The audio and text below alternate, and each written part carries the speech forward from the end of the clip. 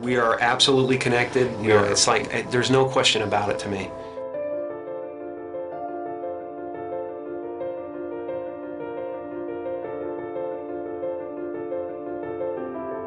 There's no separation. That's been physically proven by science.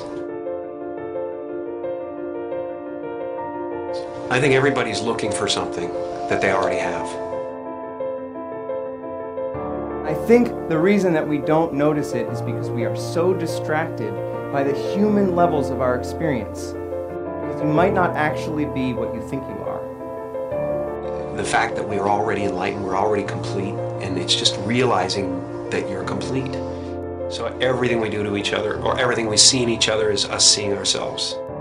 And yet the one thing that remains is this feeling of existence.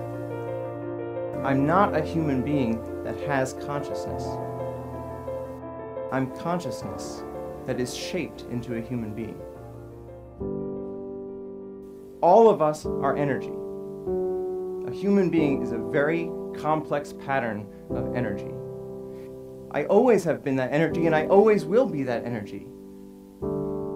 I know this conceptually. Why don't we feel it? And just like an ocean is water in motion, we can call a certain part of that ocean a wave, but it gives us the illusion that the wave is a separate entity in the ocean. But a wave is not in the ocean, a wave is the ocean. And similarly, we might not be waves. Maybe we're the ocean. Maybe all of us are energy, and we can realize that directly. All suffering is based on the illusory separation that there's an individual in the environment, that there's a person that has to survive, that this specific collection of 1,000 trillion atoms has to hold itself together. But if I realize directly that I am energy, and I realize that the body and the mind are a temporary manifestation of that energy, then I can fully accept the death of the body and mind as something that does not happen to me, because I was always energy and I always will be.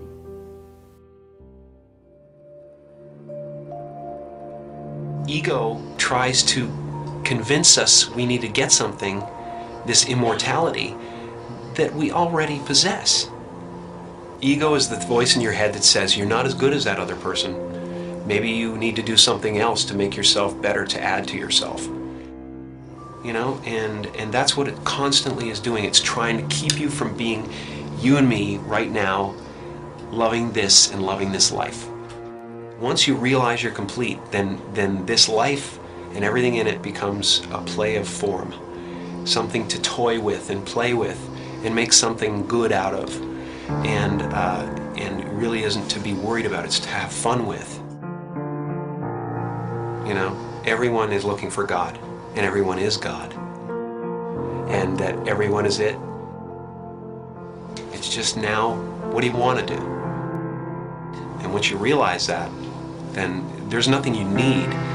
It's just play. You know, nothing you do is going to add anything to you. Right. And nothing you do is going to take anything away from you. So there really is nothing to do except play. And so the only moment that mattered to us was right now.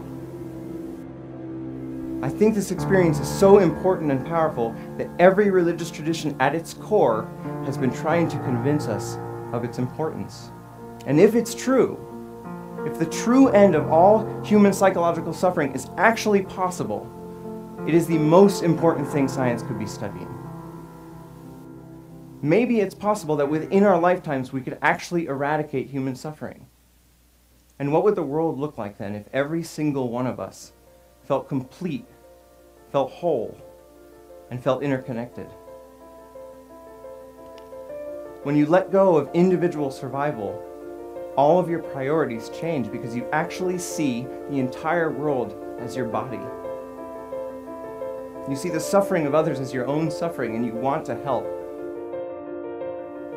Maybe the one thing that keeps us from actually solving all of the other problems in the world is this persistent, flawed thought that we are separate from the world. And maybe it's time we change our minds.